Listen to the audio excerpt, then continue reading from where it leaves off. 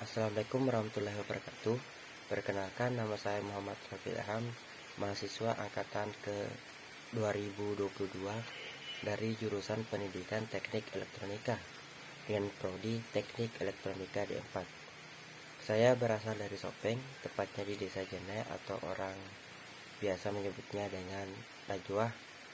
Dan pada kesempatan kali ini saya akan menjelaskan pengertian dari masing-masing gejala pada frekuensi tinggi yang terdiri oleh 4 macam, yaitu ada skin effect dari arus, proximity effect, efek radiasi, dan kerugian dieletrik.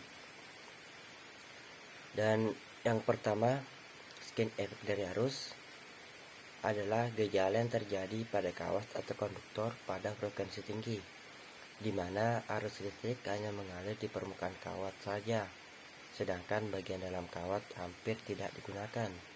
Akibatnya, elektron-elektron di permukaan kawat atau konduktor bergerak lebih cepat dan menghasilkan arus listrik yang lebih besar dibandingkan dengan elektron-elektron yang berada di dalam kawat atau konduktor.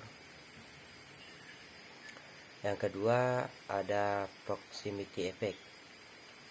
Proximity effect adalah gejala yang terjadi pada dua konduktor yang berdekatan atau bersebelahan pada frekuensi tinggi, di mana medan elektromagnetik yang dihasilkan oleh arus listrik pada setiap kawat mempengaruhi satu sama lain dan menyebabkan ketidakakuratan dalam pengukuran arus listrik dan tegangan pada kawat atau konduktor tersebut. Dan yang ketiga, ada efek radiasi. Efek radiasi adalah gejala yang terjadi di mana medan elektromagnetik yang dihasilkan oleh arus listrik atau tegangan pada kawat atau konduktor dapat berinteraksi dengan komponen lain di sekitarnya, sehingga dapat menyebabkan interferensi elektromagnetik yang mengganggu kinerja rangkaian elektronik.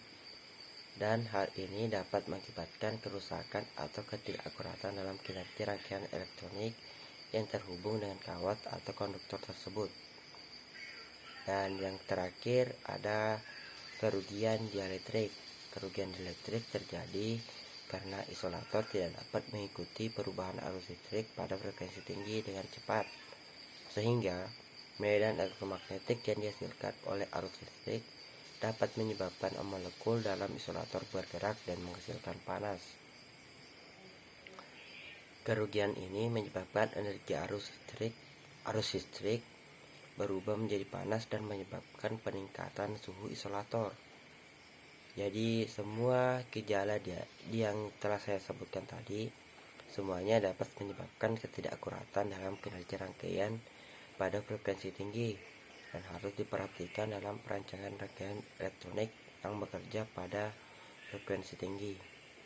Jadi mungkin sekian yang sempat saya sampaikan. Lebih dan kurangnya mohon dimaafkan. Wassalamualaikum warahmatullahi wabarakatuh.